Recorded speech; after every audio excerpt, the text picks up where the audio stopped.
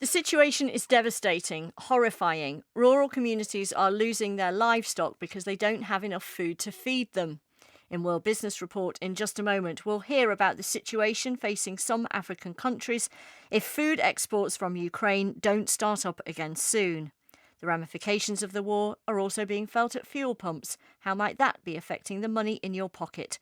All that and more coming up after the latest world news. BBC News.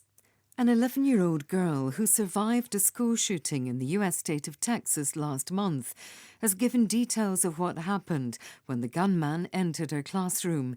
She and other victims of mass shootings gave evidence to a congressional hearing as the House of Representatives debated measures aimed at regulating the sale of guns.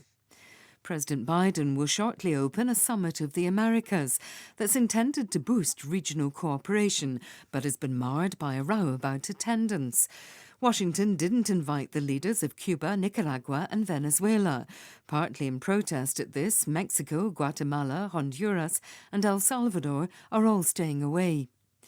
President Volodymyr Zelensky has said Russia has suffered heavy losses in what he called a very fierce and difficult battle for the city of Severodonetsk. In his nightly address, Mr. Zelensky said in many respects the fate of the Donbas region of eastern Ukraine was being decided there. The Board of Governors at the UN nuclear watchdog, the IAEA, has adopted a resolution formally criticising Iran. The motion was brought by the United States, Britain, France and Germany. Russia and China opposed it.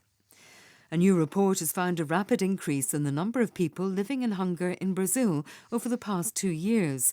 The Brazilian Network for Research and Food Security blamed the effects of the coronavirus pandemic, the dismantling of social policies and the worsening of an economic crisis for the 73% increase.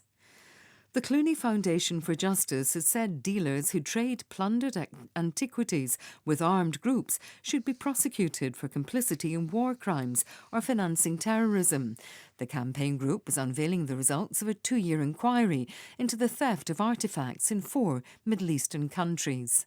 BBC News.